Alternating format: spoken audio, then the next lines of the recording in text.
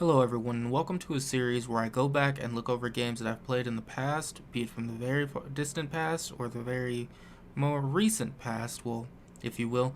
Um, I'm actually kind of dismayed that I'm doing this for this particular game and that this is kicking off the series, because this is kicking off the series in a negative way, and I did not want to do that, but this was bothering me. So I made a review, I posted a review on Darksburg and what I thought about it, my first impressions of it, and it was pretty positive. I gotta say, I gave it quite a good, decent review because what the game had to offer. However, going back on that, not going back on everything, if you want to know the more positive highlights, I definitely recommend going to watch that review and seeing what the good parts of it is, because this is not what this video is going to be. After playing the game for a while and actually sitting in the Discord, watching, reading, and trying to figure out where the game was going, I found that there's no real good reason for me to legitimately recommend this game, since you're spending your hard-earned money to actually purchase it. Now, the game is not expensive in and of itself currently, but I do not think that it's worth the price. If it goes on sale, yeah, maybe again, but you're going to need to get some friends to play with you. And here's the reason why. Here's the deal breaker, and it's unfortunate, but it's the truth. And this video might be short because of how blunt I'm going to be about this. Hopefully the other videos won't be this way. Darksburg has 4 stages. And it's not just 4 stages that are randomized and spread throughout. It is 4 linear stages with a storyline going to it that you get snippets of from the characters interacting with each other. There is no variation to this. Your skills are randomized, which perks you can get as you level. That's good. However, that novelty wears off when you play the same 4 stages over and over with the same end boss. That's the biggest issue right there. You're going to the same goal every single time. The only thing that they have to offer right now is the Ascension, which is basically playing those same 4 stages on a harder difficulty with different mobs and more mobs, so to speak. Getting into a game is not as easy as you would think, especially with a Discord. You would think there'd be a lot of people super active. Unfortunately, there's not. And I can't really blame them for it because, again, you're playing over those same 4 stages over and over to get to that same boss who you've seen a million times.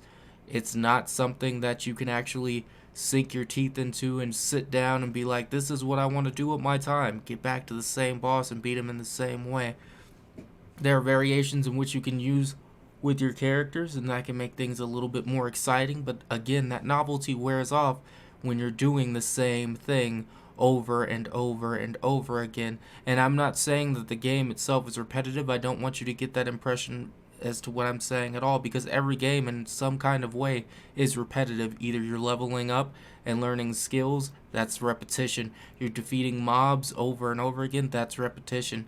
You're trying to get to the end game, that's repetition, because once you get there, guess what you're doing? Grinding, repetition.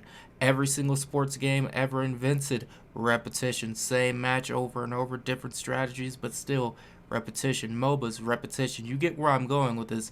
Me repeating how games are the same in this manner is in fact of itself repetition. However, the issue falls here when you don't have enough variety in that repetition. With games that are MOBAs, the repetition is pushed away by the competition and the sheer fun of trying to be the best. With games that are mainly MMOs, the repetition is pushed away by trying to get that best piece of gear or just trying to learn the best skill set, what's meta. And with repetition with adventure games, that's pushed away when you're trying to learn new things about the characters that you're building or playing as, or if you're trying to find secrets. I remember back in the day, finding secrets in a game was a big deal. But that's not the case with this game. Unfortunately, in hindsight, the retrospective gaming little series I'm doing here, I cannot honestly give this the same rating I gave it before until they actually get things off the ground, and maybe they'll do it tomorrow for all I know. But until they actually get things off the ground, this game is sitting at a solid 4 out of 10. There's just not enough to do to take away the monotony of the repetition in this game. That's the unfortunate truth. You can look at any other game that's actually successful, and you can see how it's repetitive, but you can see what pulls away from it, especially ARPGs, any action RPG you want to look at. You can see the repetition, but for a good one like the Diablo 3, 2, 1, even Path of Exile, even Grim Dawn, especially Grim Dawn, you can see the different things in the games that pull you away from that still slow burn of repetition that will burn you out of a game. This one just burns too fast and the wick gets lit so fast and you're just done with it. Well, guys, hopefully the next game I go over will be a lot better than this one, and I'm sorry for starting this little series off in a negative light. I'll catch you on the next one. Not sure when I'm doing another one of these, because this one kind of put a damper on me. See you guys later. Have a great day, morning, noon, or night, whatever it is, wherever you are.